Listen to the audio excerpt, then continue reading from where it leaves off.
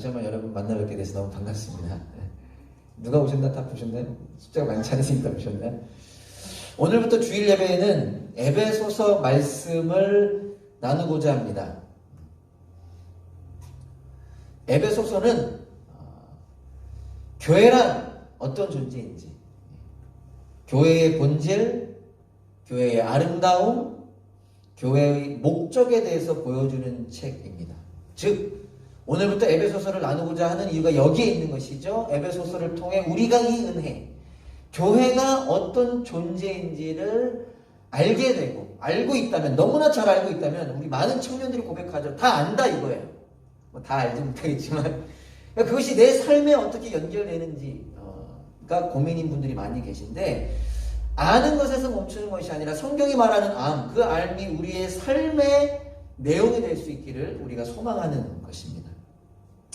에베소서는 바울이 에베소 교회에 쓴 편지죠. 1절에 보면 하나님의 뜻으로 그리스도 예수의 사도가 된 나 바울이 에베소에 사는 그리스도 예수를 믿는 성도들에게 이 편지를 씁니다. 바울이 에베소에 있는 성도들, 교회에 쓴 편지입니다. 에베소는 요한계시록을 제가 나누면서도 나누었지만 현재로 치자면 터키에 있는, 터키 서부 해안에 위치한 항구 도시인데요.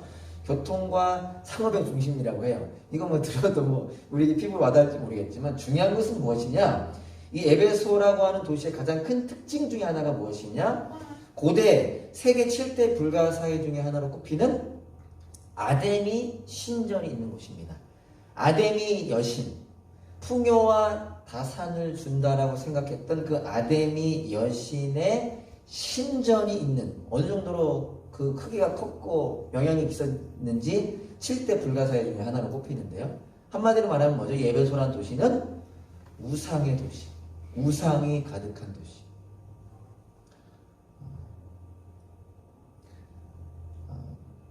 5만 명 정도가, 뭐 5천 명 정도, 5천 명이었나요? 모일 수 있는 곳이었다고 하는데, 이 책을 보면 그 제사의 마지막 피날레가 뭐였죠? 그 신전을 섬기는 여인들이 제사 드리는 남자들과 음란한 행위를 하는 것이 피날레라고 하잖아요. 그만큼 우상이 가득한 음란한, 문란한 도시가 에베소였는데요. 동시에 무엇을 뜻하는 거죠? 그만큼 예수님 믿는 자가 살아가기에 그리 만만하지 않은 도시라는 것입니다.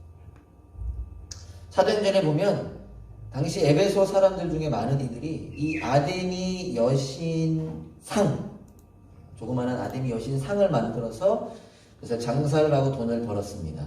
그런데 바울이 전한 복음을 들은 많은 사람들이 이제 예수님을 믿게 되니까 삶이 변하잖아요. 그러니까 우상을 더 이상 섬길 필요가 없고 그 우상을 살 필요가 없잖아요. 그로 인해서 우상을 만들어 팔던 사람들의 그 장사에 지장이 생기고 매상이 떨어지게 되죠. 사람들이 화가 났습니다. 돈 못 벌게 됐으니까 화가 난 거죠. 그리고 모든 사람들을 선동하고요, 그리스도인들을 몰아내고 죽이려고 합니다. 그로 인해서 바울도 에베소라는 도시를 쫓겨나듯이 도망가야 했습니다. 떠나야 했습니다. 바로 그런 곳이 이 에베소라는 도시라는 거죠. 어느 정도 세월이 지나고 바울이 로마 감옥에 갇히게 되잖아요. 로마 감옥에 갇히게 된 바울이 이 에베소가 그리워졌던 것 같아요. 편지를 통해서 그 에베소, 그 도시에 사는 성도들을 편지로 격려합니다. 그것이 에베소서.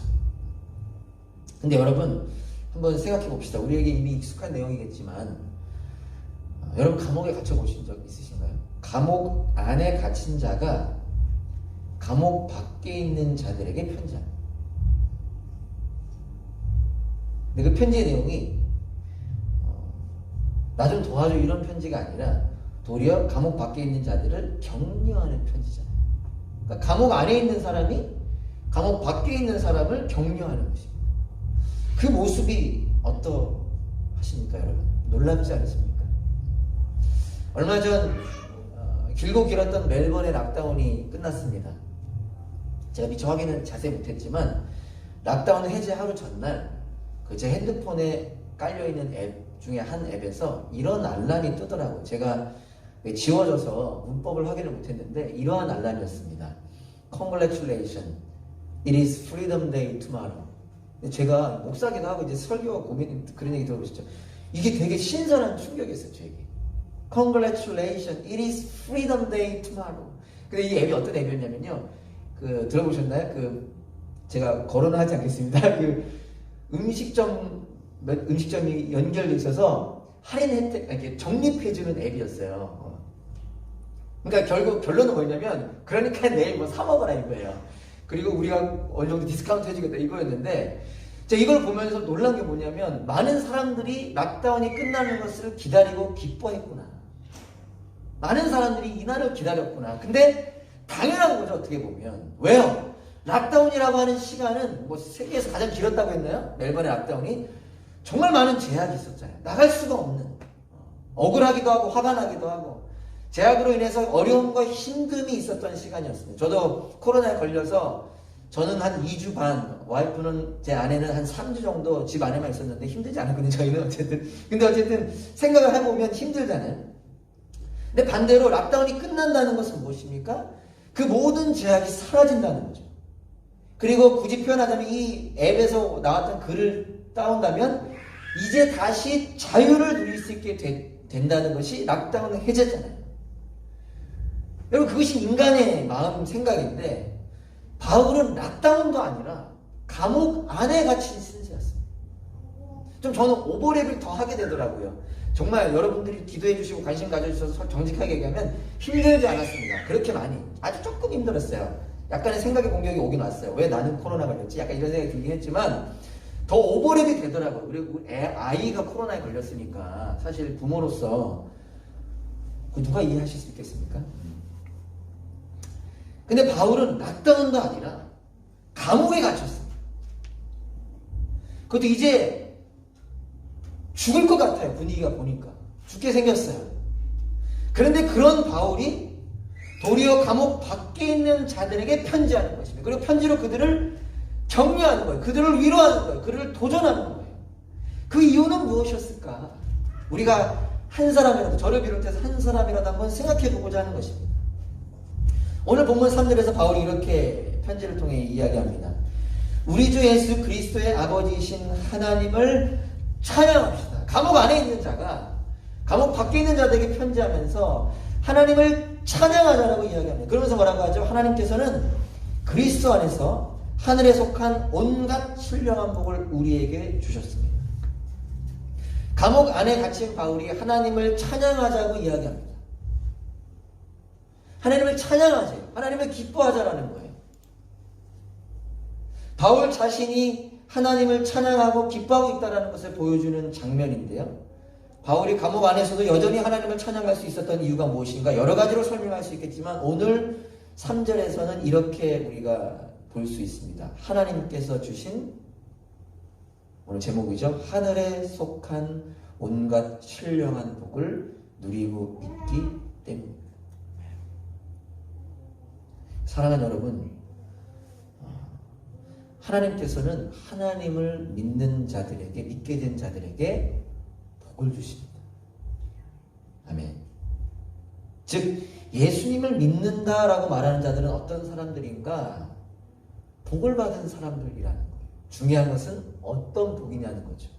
많이 들어봤지만 그러나 여전히 기억해야 되는, 우리 전 선생님께서 요셉을 통해서 말씀 선포해 주실 때도 형통에 대해서도 그렇게 언급됐었지만 어떤 복이냐가 중요한데, 이 땅에 속한 복이 아니라 하늘에 속한 온갖 신령한 복을 받고 누리는 사람이 우리라는 거예요. 예수님 믿는 사람. 정말 주님의 일하심을 기대하면서 여러분, 우리가 함께 점검해 보았으면 좋겠습니다. 무엇을요? 여러 가지로 참 어려웠던 락다운 기간을 마친 이 시점에서, 그리고 이제 다시 새로운 삶을 시작하는 이 시점에서, 그러나 여전히 혼란스럽고 더 혼란스러워질 세상을 살아가야 하는 우리로서 우리 모두가 하늘에 속한 온갖 신령한 복을 알고 있는 겁니다. It is freedom day tomorrow. 문법 맞나요? 문법이 맞는지 모르겠어요. 빨간 이 뜨길래. 여러분, 락다운이 끝나면 나에게 자유가 온다는 것을 사람들은 알고 기뻐하는 것처럼 우리는 하늘에 속한 복을 알고 있는가? 나는 알고 있는가? 남 판단하지 마시고요. 나는 알고 있는가? 누리고 있는가를 우리가 점검해 보기를 소망하는 것입니다.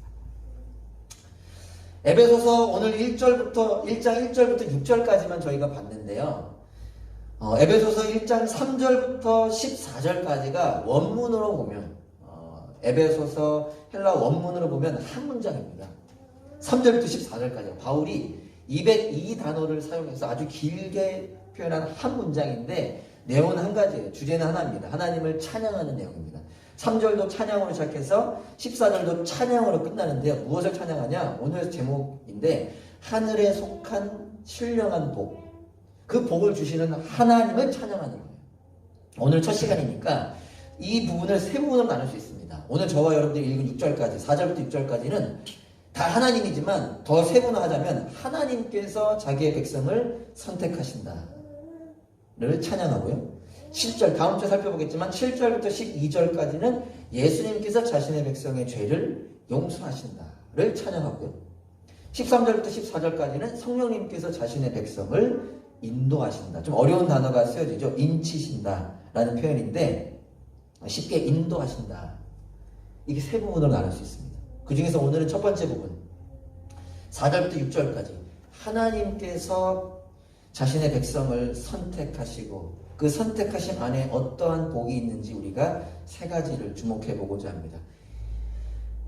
여러분이 다 많이들 이 표현이 좀 잘해야 되더라고요. 많이들 알고 계신 내용일 텐데 정말 오늘 우리가 이 은혜를 새롭게 저부터 새롭게 경험하기를 간절히 소망합니다. 어떤 복을 주시는가? 첫 번째, 우리를 거룩하고 흠이 없는 사람이 되게 하신다. 하나님이 주시는 복이 무엇인가? 우리를 거룩하고 흠이 없게 하신다. 4절을 한번 보겠습니다. 하나님은 세상 창조 전에 그리스도 안에서 우리를 택하시고 사랑해 주셔서 하나님 앞에서 거룩하고 흠이 없는 사람이 되게 하셨습니다. 여러분, 우리를 거룩하고 흠이 없는 사람이 되게 하신다라고 하는 것은 우리는 원래는 어떤 사람이라는 거죠? 거룩하지 않고 흠이 있는 사람이라는 거예요. 성경에서 이런 존재를 한마디로 죄인이라고 표현합니다. 죄인. 하나님께서 사람을 창조하셨습니다. 그런데 그 하나님을 거부하고 하나님을 떠난 사람, 그리고 이제 하나님을 떠나 자기 자신이 주인 되어가는 사람, 그 사람이 죄인이에요. 근데 죄인을 이야기할 때 중요한 게 무엇이라고 그랬죠? 죄인의 결과가 중요하다고 그랬습니다. 죄의 결과. 너 죄인이야 이렇게 말하는 게 중요한 게 아니에요. 너 죄졌어 그게 중요한 게 아니라 우리가 죄와 죄에 대해서 이야기하는 중요한 이유가 무엇이냐? 죄의 결과 때문인데, 죄의 내용 때문인데, 한마디로 이야기하면 무엇이죠? 자기 자신을 만드신 하나님을 떠난 거잖아요. 자기 자신을 만드신 분을 떠난 거잖아요. 그분 없이는 살 수 없잖아요. 죄인의 결과는 외로움, 두려움, 불행. 그리고 결국은 무엇이죠? 죽음과 절망. 죽음과 절망.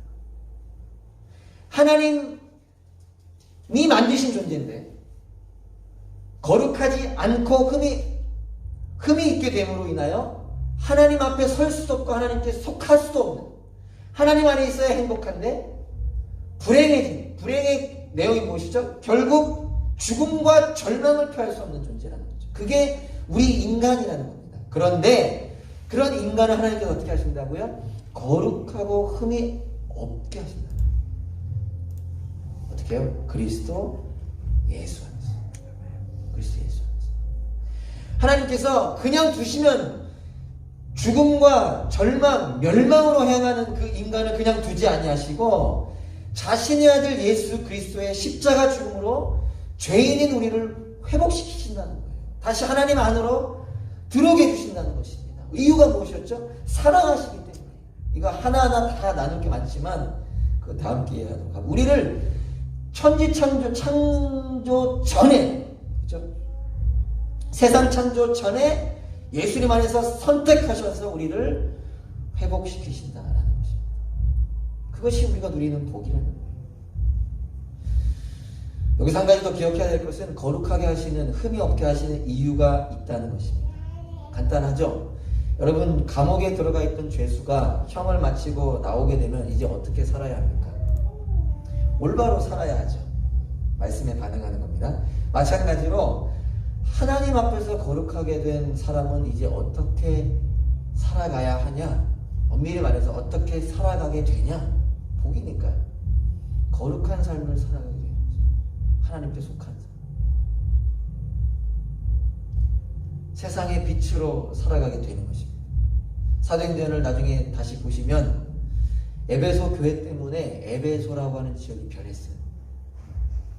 마술을 하던 책들, 음란한 책들을 다 가져다가 불에 태워버리고 이제 예수님을 따르겠다고 그러한 도시로 변했습니다. 마찬가지로 여러분, 우리를 통해서 우리의 가정과 친구와 지역이 변할 수 있다는 것입니다. 여러분 믿으십니까? 여러분을 통해 여러분의 남편과 아내가 변할 수 있다는 것입니다.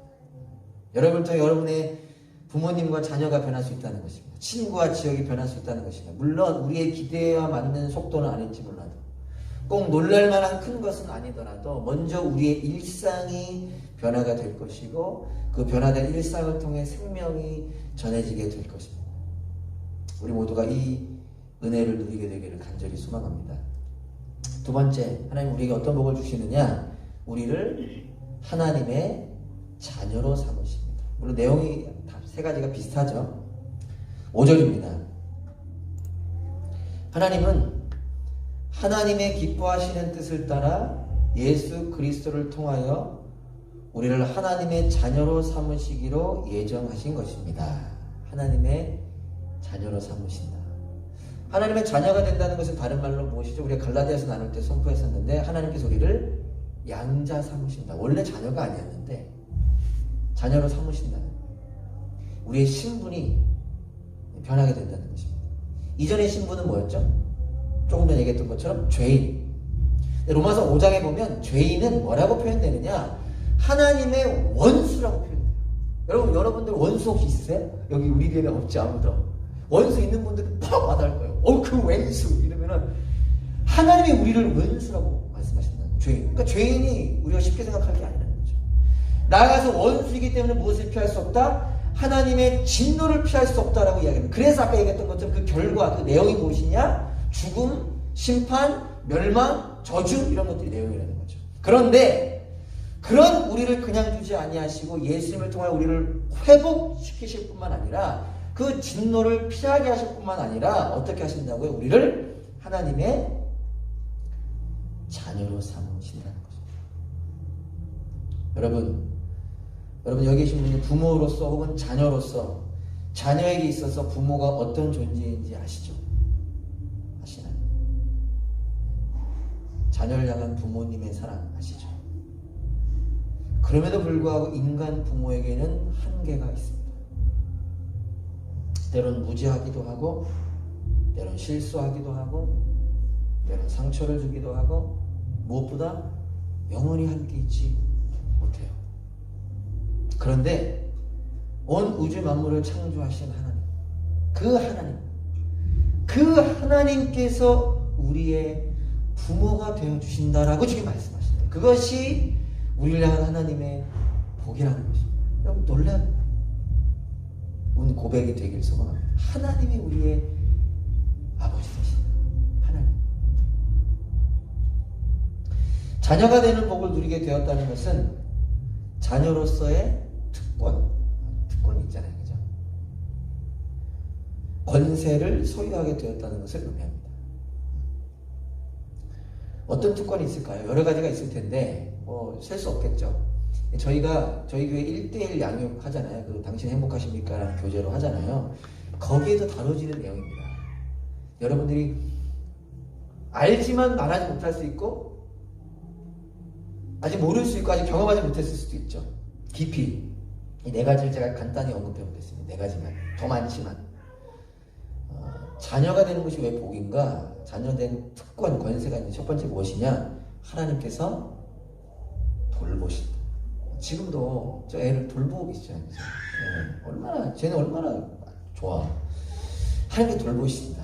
베드로전서 5장 7절에 제가 읽어드릴게요. 여러분의 걱정을 모두 하나님께 맡기십시오. 하나님께서는 여러분을 돌보고 계십니다. 하나님이 돌보신다. 두 번째, 자녀의 특권이 무엇이냐? 성령님께서 인도하신다. 로마서 8장 14절 하나님의 영으로 인도함을 받는 사람은 누구나 다 하나님의 자녀입니다. 인도하신다. 그러니까 요한나의 목자신이 내게 부족함이 없으리로다. 두려워할 필요가 없는 것이죠. 두려움을 이길 수 있는 것이죠. 세 번째, 우리가 기도할 수 있습니다.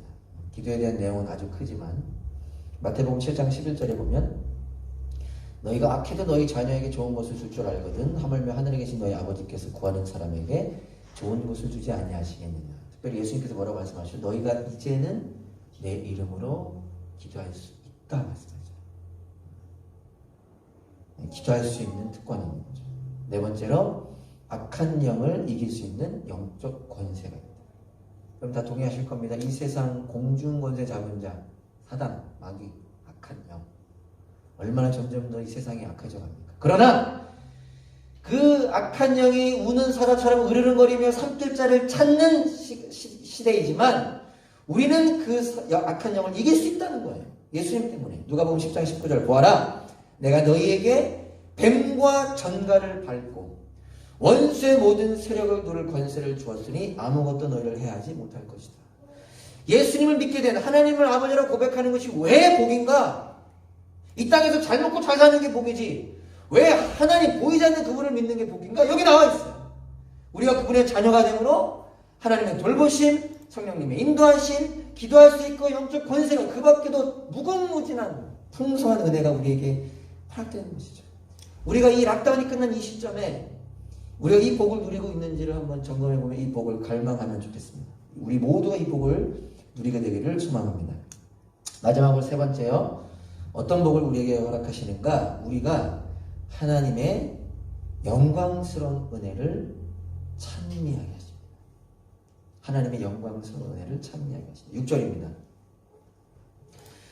그래서 하나님이 하나님의 사랑하시는 아들 안에서 우리에게 거저주신 하나님의 영광스러운 은혜를 찬미하게 하셨습니다. 어떻게 하신다고요?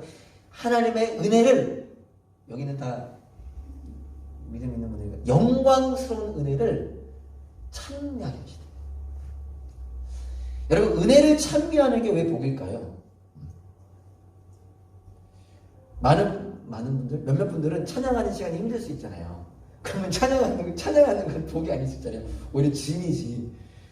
은혜를 찬미하다. 여기서 찬미하다라고 하는 사전적 의미가 아름답고 훌륭한 것이나 위대한 것을 기리어 칭송하다라는 뜻입니다.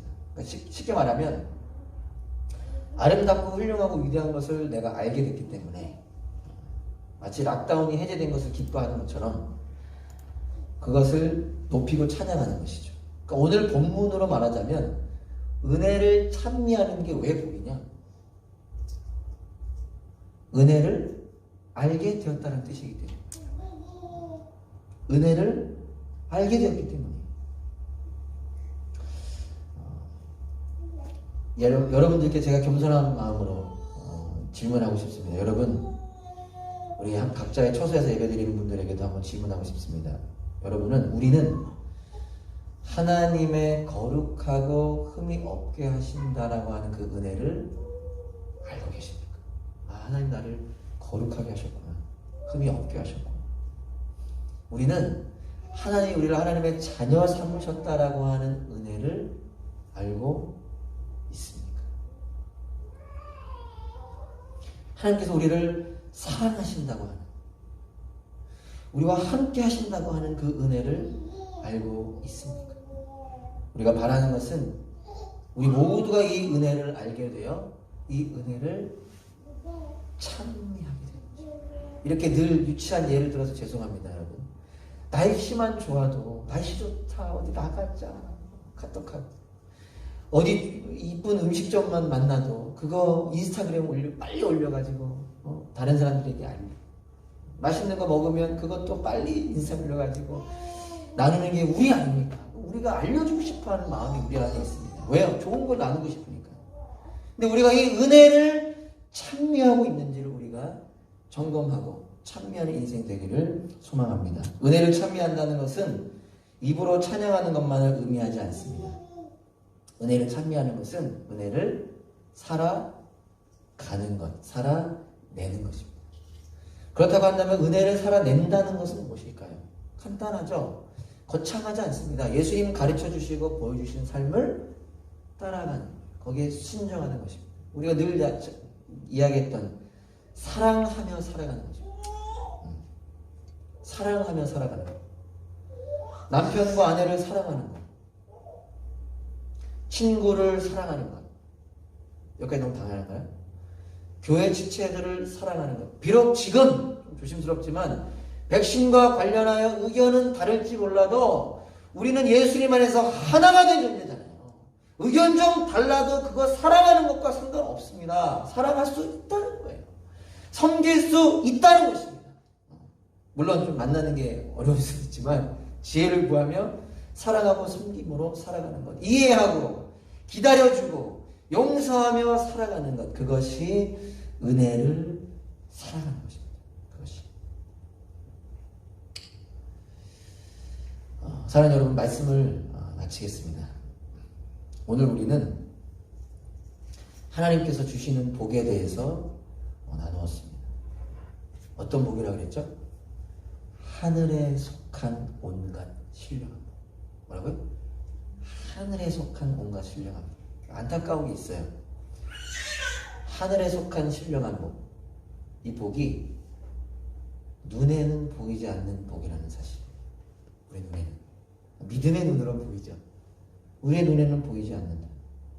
그리고 우리가 추구해왔고 추구하고 있는 재물의 복, 건강의 복 등과는 다른 복이라는 사실. 그래서 많은 이들이 받아들이기 힘들어하고요. 많은 분들이 얼마나 귀한 것인지를 쉽게 잊어버리게 되는 것 같아요. 그러나 오늘 바울은 우리에게 선포합니다. 아니, 이 복이 진짜 복입니다. 아니, 이 복만이 진짜 복입니다. 비록 눈에 보이진 않지만 눈에 보이는 것들보다 더욱 선명해져 갈 복. 눈에 보이는 것들과 비교할 수도 없는 놀라운 복. 이 세 가지 복을 우리가 누리고 붙잡고 갈망할 수 있기를 간절히 소망합니다. 다시 한번 강조하고 싶습니다. 락다운이 이제 끝난 이 시점에 우리가 함께 에베소서를 나누는 가운데 바울이 경험한 이 은혜를 우리가 경험하고 고백할 수 있기를 간절히 소망합니다.